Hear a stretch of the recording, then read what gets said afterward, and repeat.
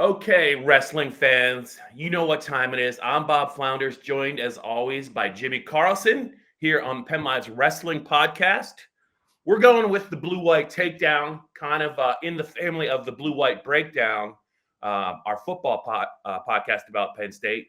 But we're here to talk today specifically about Penn State's wrestling program, what they accomplished over the weekend, a couple of highlights with Jimmy. We're going to get to all that, maybe some big picture stuff, but it's the wrestling podcast. Exciting. Penn State, Jimmy, took care of business as they always do in the Lehigh Valley. The PPL Center, I believe, in Allentown, 36-3 over Lehigh. We had Pat Santoro on last week. He was a great interview. Really enjoyed his time. Jimmy, we're going to try and get to it. We're going to try and get to some guests on the show this year.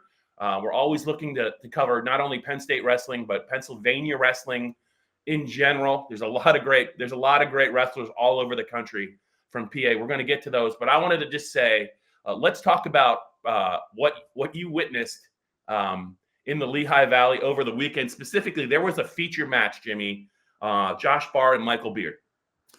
Yeah, it was. I'm not sure what people expected there. I'm sure Penn State expected Mr. Barr to do exactly what he did, but Beard he started at Penn State, was an All-America as a redshirt freshman, I believe, 7th place, and then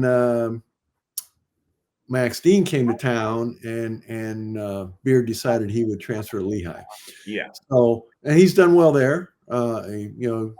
Great wrestler, great kid, but Barr, 4-time state champion from Michigan. He's as Carter Strachey calls Barr, he's a beast, and he loves working out with Barr. And Barr they went scoreless, I believe, the first period, and then Beard reversed Barr, but then it was all Barr after that. He escaped. He got low on Beard's legs twice for a low single leg, switched to a double. And then the third period, it was more of a hip high double, and it was 11-3, and it was that score. It wasn't like, the score was closer than the match. It actually wasn't. Well, again, first 3 minutes or so, but yeah, it was. And Barr was very happy afterward, back in the hallway. Yeah, we're gonna I reading your story as I always do. I was struck by a quote, and I think. One of the things, Jimmy, over the years covering wrestling, you've done it, I've done it, whether it's the high school level, the college level, those guys can be brutally honest after wins, and it's not. I don't think they're trying to discredit their opponent after a win, but they're just very direct. They after they wrestle, they're going to tell you exactly what they think, and it's very refreshing. Hockey players are like that too. Anyway. Here's the quote I wanted to get to from Barr after he majored Beard, because I thought it was so honest, and just get your thoughts on it. This is Barr. I just wanted to wear on him in that first period, a big, strong guy, an old guy. My gas tank is one of my biggest attributes. I like getting guys tired. Guys get tired when they wrestle me. I was faking and snapping and keeping him reacting, and eventually I knew he'd crack, and that's when I go get to my stuff. That's great. Yeah, no, it's vintage stuff, that's for sure. And it was just a couple guys around him, a couple of cameras, a couple of reporters, and he still had the singlet down, basically. Pretty much almost still sweating. Probably had still working out after his match to maintain his weight, but yeah, he's very honest. And it was funny. Beard is an older dude, probably a 5th year by now, at least, if not a 6th. And so Barr's, you get an indication of what guys are going to be like when they first start talking to you. You don't really know them when they first come in, and now we know about Barr.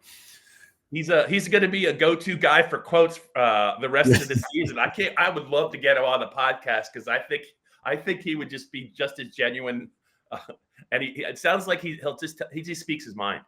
He does. And a lot of guys do, especially Beau Bartlett.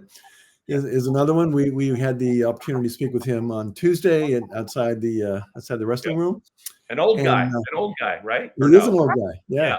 And so I asked him if he could wrestle 5 more years collegiately, if he would do it. And I barely had gotten the last word out. He goes, no. And he starts laughing. And he says, I've enjoyed everything here. I would, I love wrestling. I love what I do. He says, but when I get to the NCAAs this year, I'll be 24. He said, a 29-year-old at the NCAAs, I don't think so. And he said, but he said, if he could go back to, 18, 19 and relive it from there, he would do that, back to the beginning, but he wouldn't want to wrestle 5 more. Yeah. It just speaks to the grind, the demand. I mean, the guys that are wrestling in college, the Penn State fans who are listening and watching this, we're not telling them something they don't already know. They started at such a young age, and and to be good, it's year round. Really, you never, in the 80s, maybe you could get away with dropping down in weight after playing football and kind of wrestling yourself into shape with an eye on the postseason. But that's not the state of wrestling now. It's a year round, intense, disciplined approach, and it takes a lot out of you. Another refreshing answer from a wrestler, just direct. I love it. Jimmy, one of the things I wanted to get to with you here on PennLive's Wrestling Podcast is Cael Sanderson. I know that you got a chance to talk to him after the match, and he had some things to say, but it was also, I think, talking with you off camera before the podcast, some unique scenery in and around the PPL Center that you kind of had to find a spot almost to talk to Cael because everyone wants to hear from him. But it sounds like you had an intriguing interview with Cael.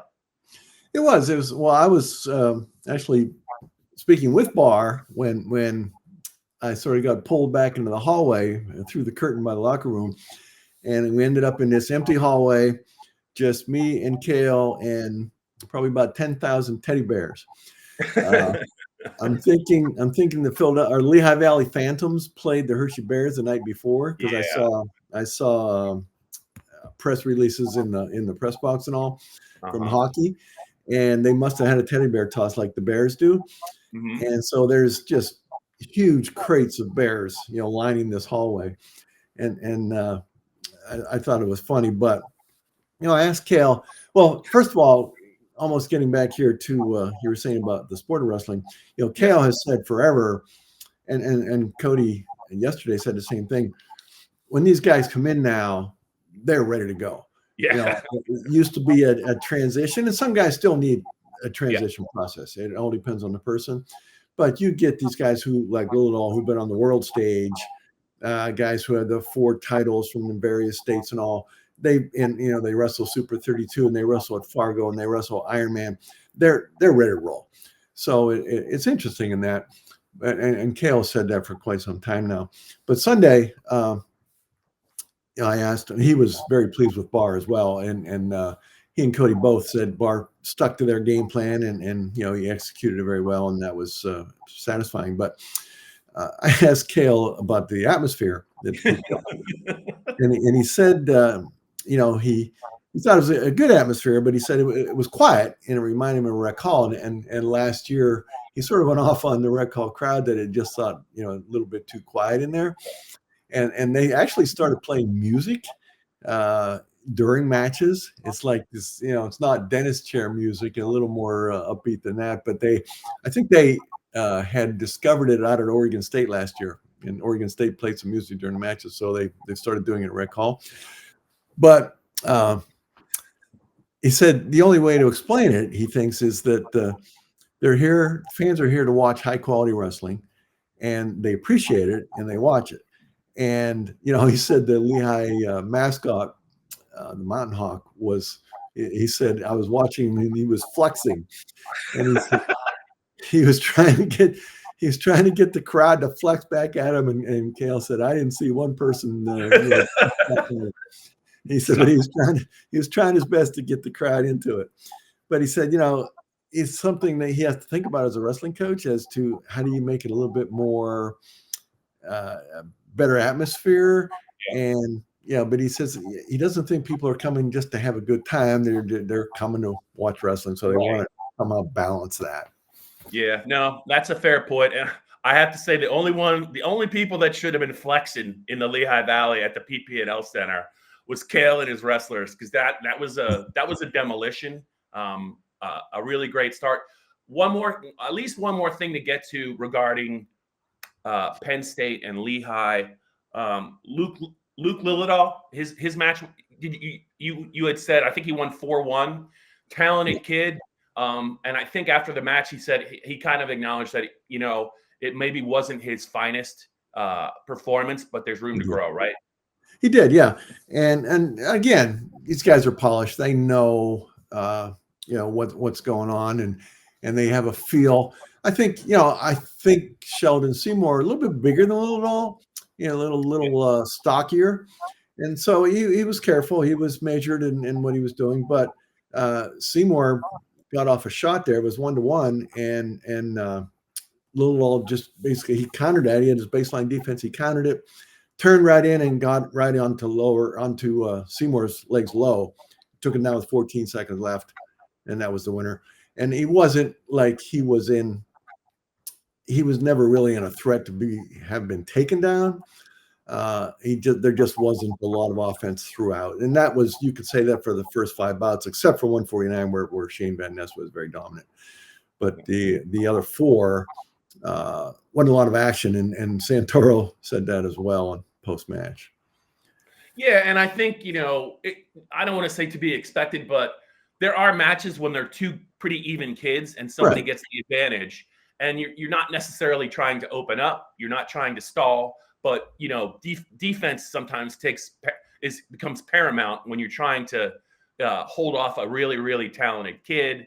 And you can't really, in a match like that, you can't make a mistake. You make a mistake, it could be the match. It could be not only a takedown or a reversal. It could be bonus points, and you don't want to do that either. I can understand why.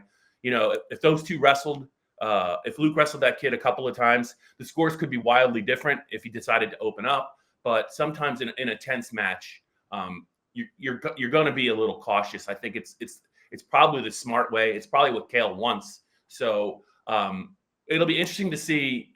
We were talking. This is a talented kid, Luke, and I think he's just getting started.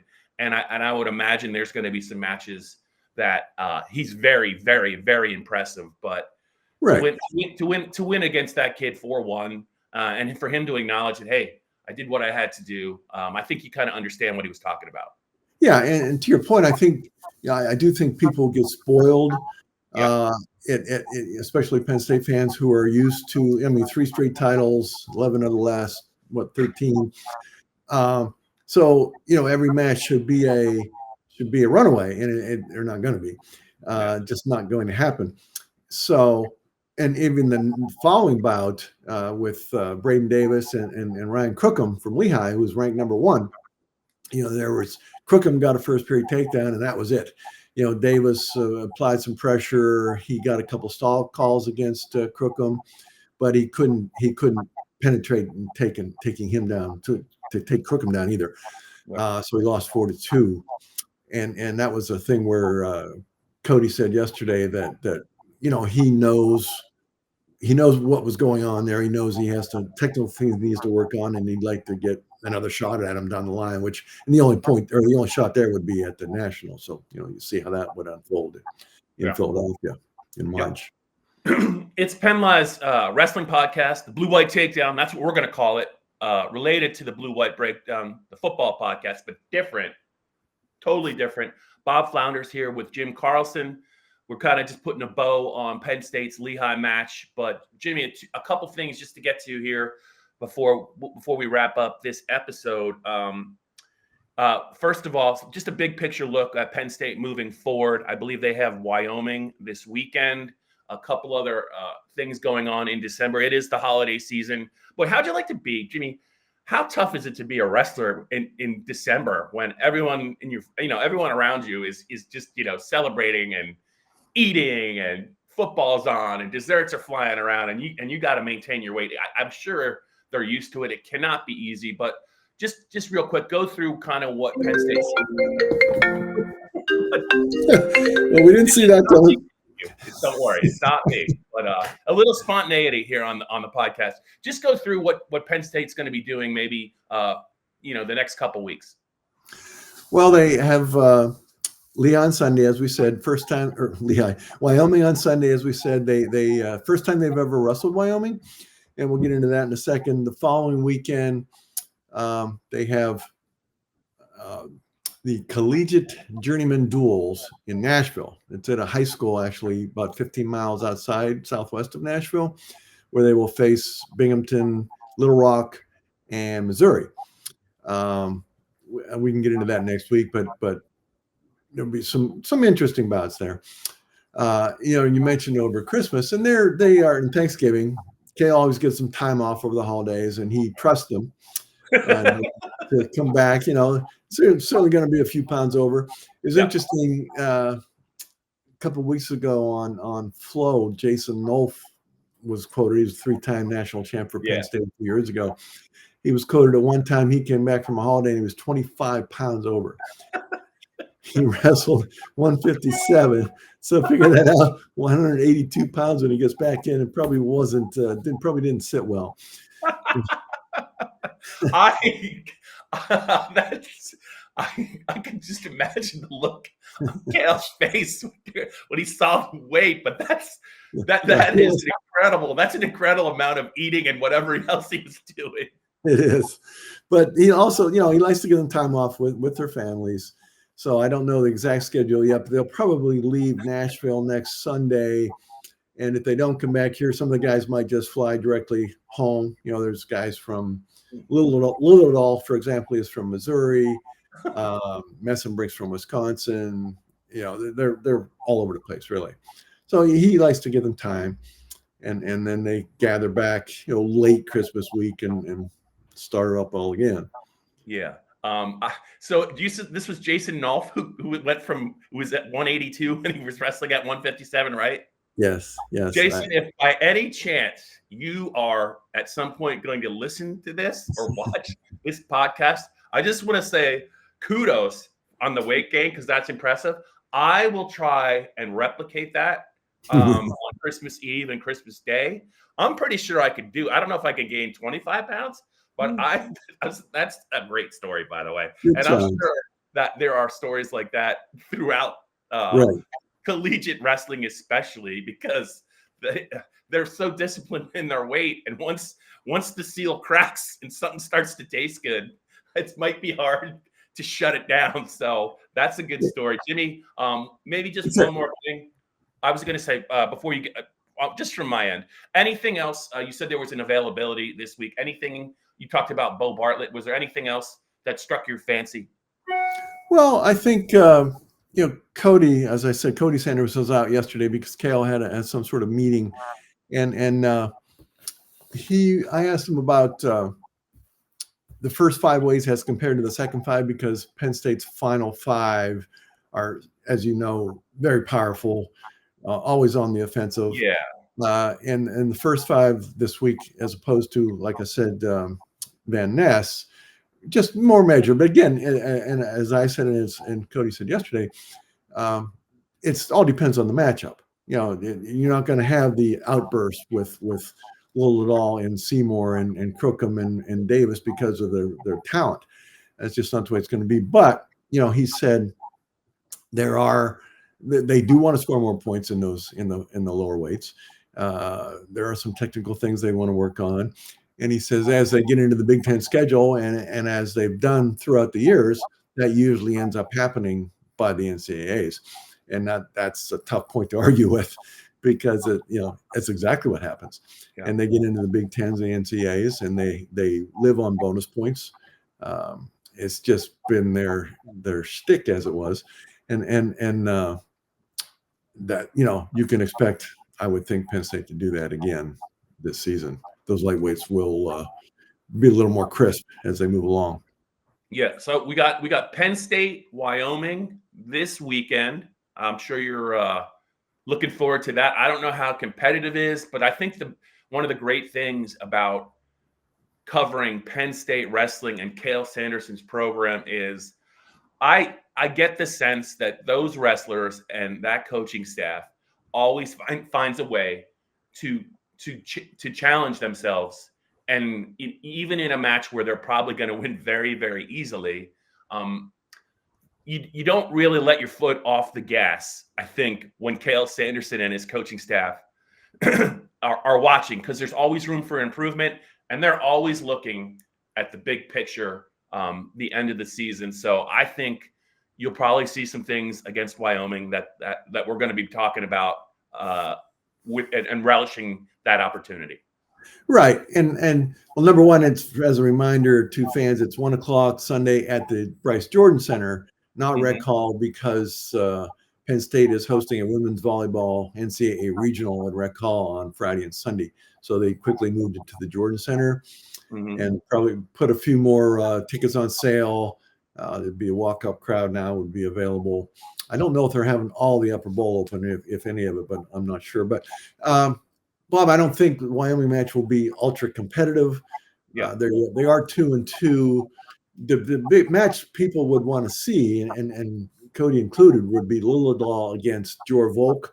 Volk was in the All-Star match at Red Call in November. Actually lost to Tanner Jordan of South Dakota State, but he did not wrestle the last match Wyoming had. Cody said they'd been on the phone trying to gauge that if he is going to wrestle. They're not certain that he is. And in fact, the lineup right now is saying Luke Brayman would wrestle Lilledahl. So my point is, Bob, I really think it could be a shutout on Sunday. Yeah. It's just the way they match up. All right, Jim Carlson. We're here on the PennLive Wrestling Podcast. Jimmy Carlson, Bob Flounders. Before we say farewell, the plan is we'll have another podcast, I think, early next week as we get closer and closer to Christmas. But I did want to, any closing remarks, whether it's Lehigh related, Wyoming related, Cael related, if you have any other stories of wrestlers gaining 25 or more pounds, please share them at all times as we get closer to Christmas. But anything else for you, Jim? The only thing, to close out the year, and as I said, they're going to Nashville next week. The key match everybody would want to see next week, and we can talk about it then, is Levi Haynes against Keegan O'Toole from Missouri. Two-time NCAA champ O'Toole. He moved up to 174 this year, as did Haynes, who won last year at 157. That would be a classic matchup. And Haynes defeated him in the World Team Trials this year, 6-0 freestyle. Now this is folk style, of course, but something to look forward to as the year closes out. All right, I love it, Jimmy. Great as always talking with you. So that's it, wrestling fans. On this edition of the PennLive Wrestling Podcast. We're going to get to a lot of stuff this year. And Jimmy knows a lot of people. Hopefully, Jimmy, I'm putting you on the spot here. Hopefully, we're going to get some really, really interesting guests on the podcast. And they're not just going to be Penn State, related guests. We're here to talk about Pennsylvania wrestling because there's so many really, really great stories, so many great wrestlers, so many great coaches spread out throughout the country. It was great having Pat Santoro on. It's only the start, but guys, I hope you enjoyed this one, and we'll be back. Jimmy and I will be back next week to talk more wrestling.